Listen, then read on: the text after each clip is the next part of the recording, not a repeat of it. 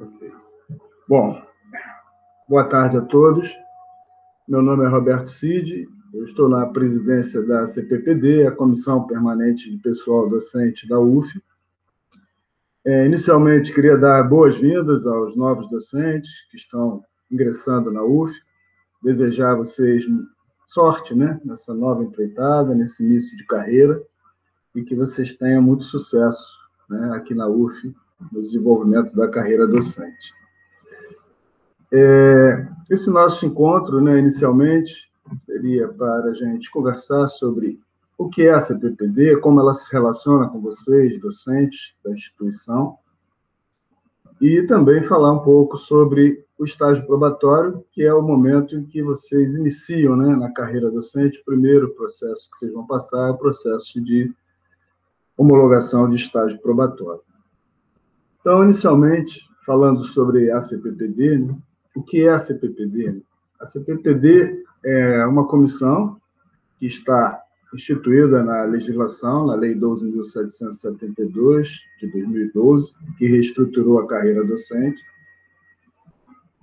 É uma comissão ligada diretamente ao gabinete do reitor, e ela tem como atribuições principais, né, cumprir, fixar, estabelecer as normas, né, a política de pessoal docente da instituição, que é definida pelos seus conselhos superiores, especialmente o Conselho de Ensino, Pesquisa e Extensão, da UF, e seguindo as normas das legislações superiores. Essa comissão era uma comissão constituída por 12 membros titulares, 12 membros suplentes e mais 3 membros indicados pelo gabinete do reitor.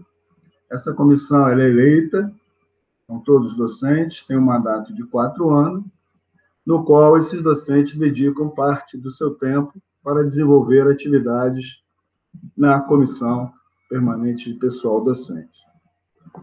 E a comissão se relaciona com os docentes de que forma? É pela Comissão Permanente de Pessoal Docente que passam todos os processos de movimentação na carreira docente, começando pelo momento em que vocês se encontram, no estágio probatório, passando pelos processos de progressão funcional, que são aqueles processos em que o docente muda de nível na mesma classe, depois passando pelos processos de promoção, que é quando o docente passa do último nível de uma classe para o primeiro nível da classe subsequente, os processos de retribuição por titulação, alteração de regime, aceleração da promoção, reposicionamento docente. Ou seja, todos os processos que tratam da movimentação docente na carreira, eles são analisados e homologados pela Comissão Permanente de Pessoal Docente da UF. A comissão segue as normas, resoluções da instituição, que versam sobre cada um desses temas, e analisa em reuniões semanais esses processos que vocês vão submeter ao longo da carreira. Aí eu vou abrir um parêntese, né? Hoje em dia, com a evolução do sistema eletrônico, os processos, de uma maneira geral, eles estão todos na forma eletrônica, né? No sistema SEI de informações da UF. Essa informatização dos processos tem tornado possível ter uma agilidade maior na tramitação dos processos, já que não carecem de uma tramitação física desses processos. E, no entanto, né, essa plataforma ela tem que ser bem utilizada, e para ser bem utilizada, eu recomendo que vocês acessem a plataforma SEI-UF, né, no site da UF tem a aba para o SEI, e nessa página do SEI vocês vão encontrar tutoriais, vocês vão encontrar vídeos, e inclusive cursos online para o aprendizado da utilização dessa plataforma. É muito importante que vocês se familiarizem com essa plataforma, pois a maioria dos processos da UF já estão sendo implantados nesse sistema eletrônico e acreditamos que a médio prazo não teremos processos físicos tramitando, que é o ideal, né? Evitando assim gasto com papel e agilidade na tramitação. Então, peço que vocês não esqueçam de dar uma olhada nessa plataforma. Ok? Em seguida, a gente pode passar a falar um pouco sobre a carreira docente, propriamente dita, né? A carreira docente, ela foi reestruturada, né, em 2012, através da Lei 12.772, que trata da reestruturação da carreira docente do magistério superior e também do ensino básico técnico e tecnológico, o EBTT, que são docentes do ensino básico técnico e tecnológico. Essa lei ela é complementada por outras leis, né, a 12.863, a 13.385, e elas provocaram uma mudança na carreira docente, que foram determinadas nessa ocasião. Então, só para a gente ter uma ideia de como está estruturada agora a carreira docente, nós vamos mostrar para vocês a tabelinha.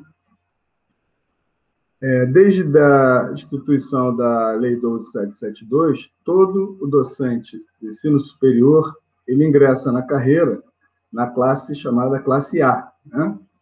A classe A ela pode ser de 3 modalidades, né? Pode ser auxiliar, quando o concurso é para graduados, pode ser classe A assistente, quando o concurso é para mestres, e a classe A adjunto, quando o concurso é para nível de doutorado. Então, todo docente ingressa na carreira do magistério na classe A, nível 1, né? E imediatamente ele entra no regime de estágio probatório, que nós vamos falar em seguida. Após 24 meses, a carreira docente ela sempre evolui a cada 24 meses, salvo algumas exceções. O docente pode solicitar, mesmo estando em estágio probatório, progressão para o nível 2 da classe A, se ele for adjunto, assistente ou auxiliar. E após a avaliação da solicitação de progressão, o docente pode progredir para a classe A2. Em seguida, o docente, o terceiro passo na evolução da carreira é a aceleração da promoção. Após o fim do probatório, no terceiro ano, como vocês estão vendo aí, o docente pode solicitar a aceleração da promoção e, dependendo do título, se ele for doutor, ele acelera no terceiro ano após o probatório para a classe C1, adjunto. Se ele tiver o título de mestre, ele passa da classe A para a classe B1, assistente, e o graduado não tem a aceleração. Então, após a aceleração para a classe C, nível 1, o docente vai evoluir na carreira de uma forma que, a cada 24 meses, ele pode solicitar a progressão funcional para o nível seguinte naquela classe. Então, a classe C tem 4 níveis, né? Então, a cada 24 meses, vocês podem solicitar a progressão até chegar no nível 4 da classe C adjunto, quem for dessa classe, e no caso da classe B, assistente, só tem dois níveis, né? B1 ou B2. Após atingir o último nível da classe, o docente pode solicitar a promoção.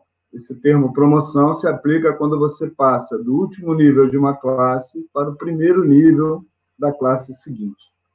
Tá?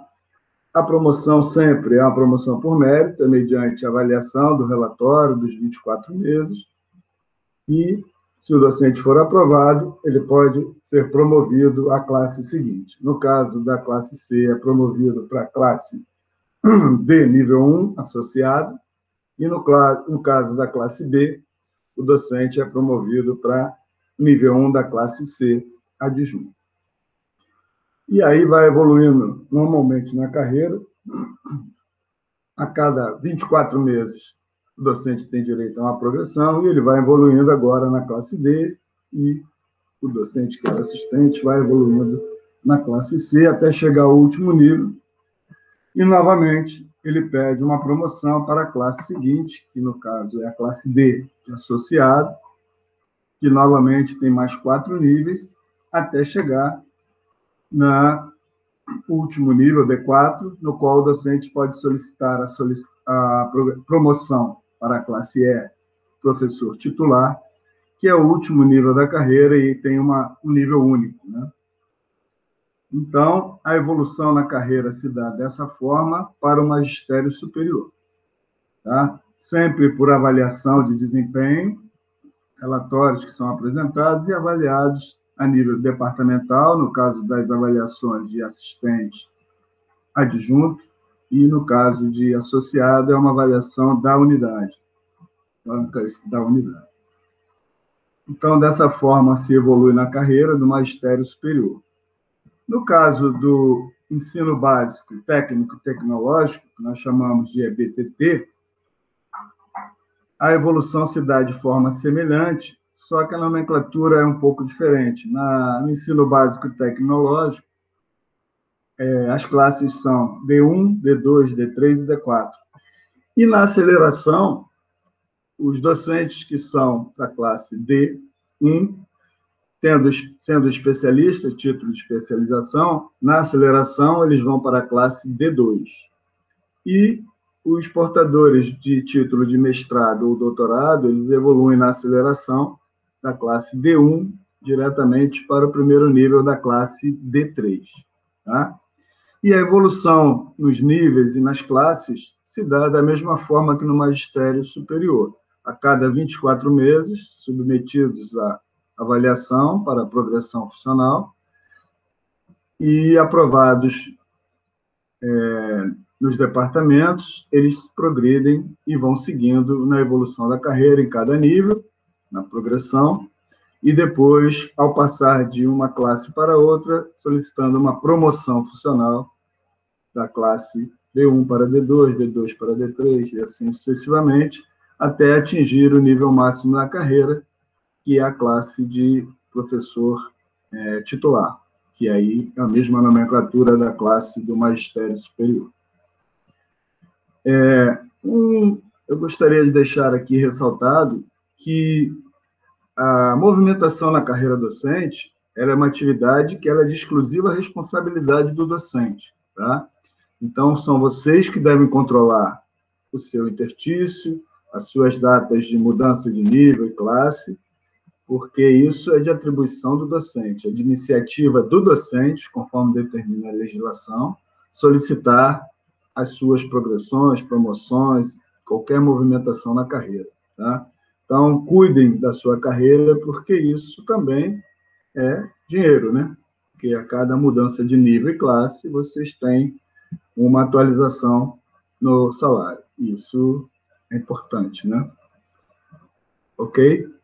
Então, dito isso, com a evolução da carreira, a gente pode passar para o ponto que é o fundamental no início, né, da carreira de todos, que é a homologação do estágio probatório. Então, inicialmente, vamos definir, né, o que é o estágio probatório, né? Então, como a lei determina, qualquer servidor público, em especial os docentes das instituições federais de ensino, eles têm que ser submetidos a uma avaliação nos três primeiros anos de ingresso na carreira do magistério, no caso das IFES, né? E é durante esse período que o professor é avaliado para saber se ele tem competência para ocupar o cargo ao qual ele foi admitido, né? E, ao final desse processo, que dura 3 anos, que é o período do estágio probatório, se o professor for aprovado, ele vai adquirir a estabilidade no emprego, no serviço público, e, caso ele não seja aprovado, ele poderá ser exonerado do cargo que ele fez o concurso e foi admitido.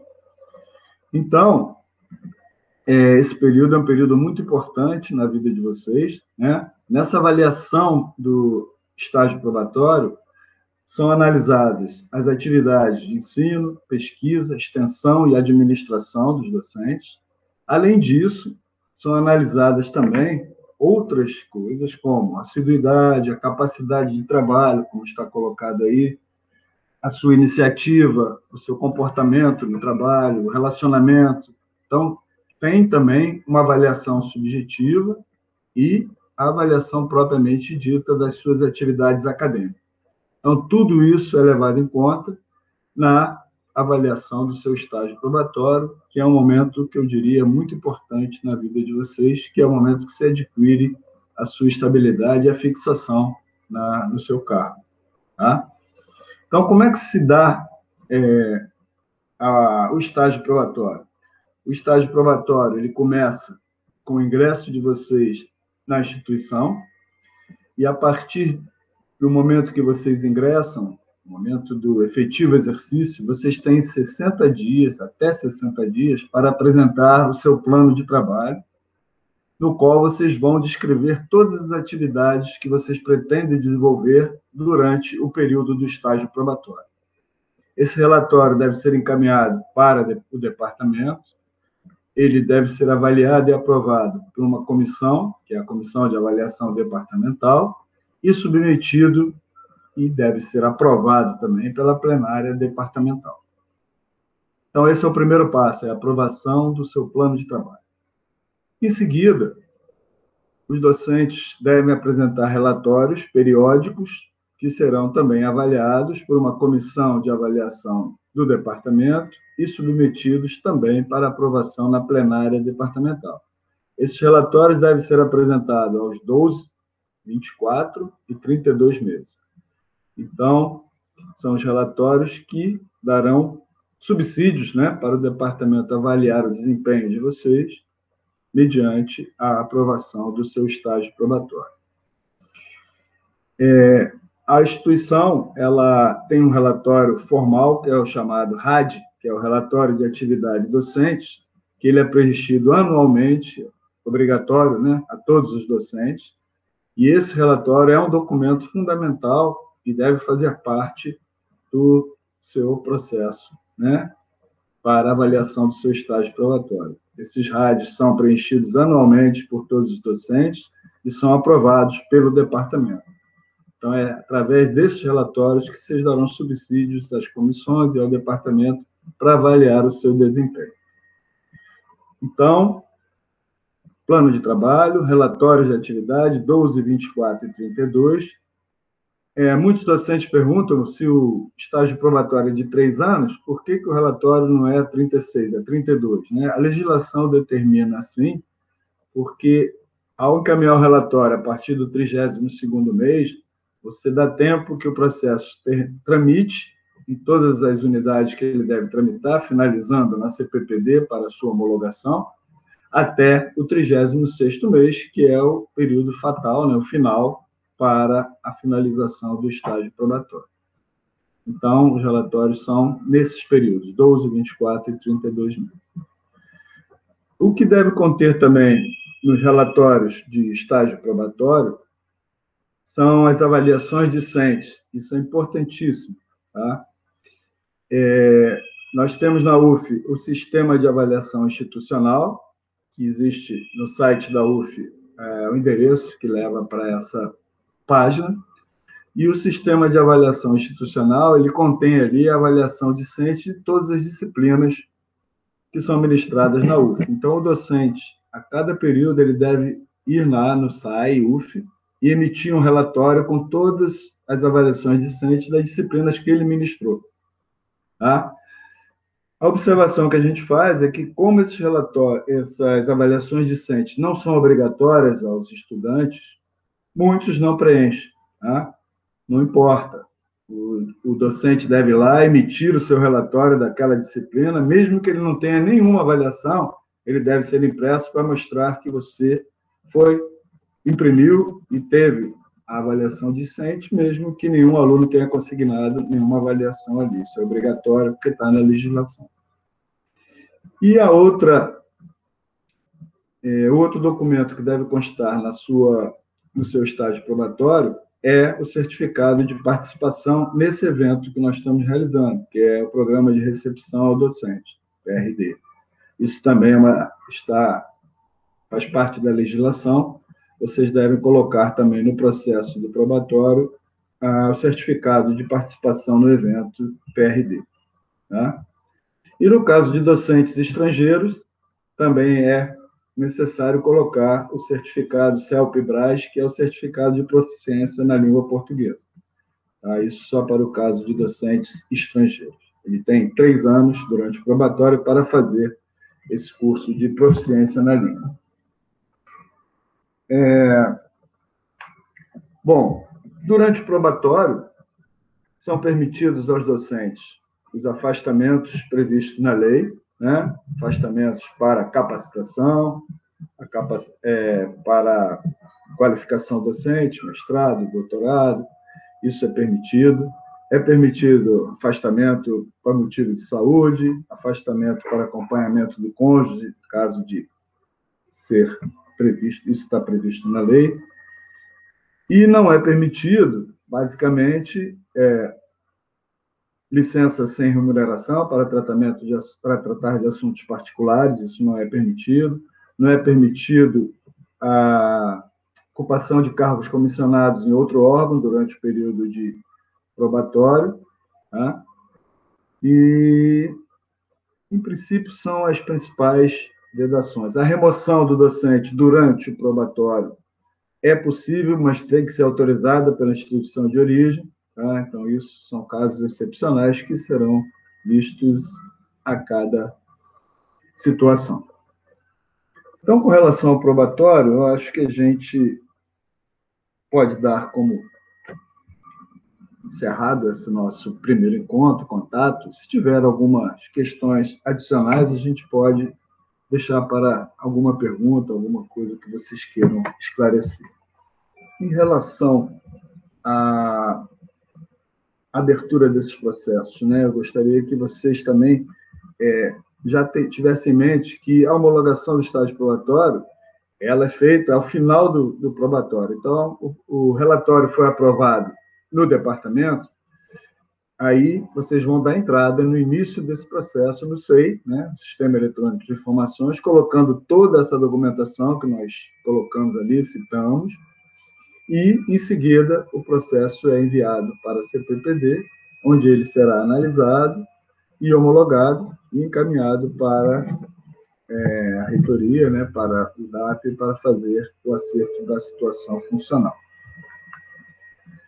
Bom, nós vamos deixar algum tempo para que a gente possa abrir para algumas questões que vocês tenham ficado com dúvida no final, deixar nossos contatos, agradecer a presença de todos e, caso vocês tenham alguma dúvida e queiram alguns esclarecimentos maiores, nós temos um site, né, que tem informações bastante úteis para vocês, tem informação de como trabalhar em cada tipo de processo, tem as atas da comissão na qual constam os processos que foram avaliados, tem legislações, o site é bem completo, e os contatos, especialmente durante a pandemia, se resumem, né, ao site e também ao nosso e-mail, que também está colocado aí, no qual vocês podem usar para tirar dúvidas, esclarecimentos sobre qualquer assunto relacionado com a comissão. Então, agradecer a presença de todos e desejar uma boa tarde.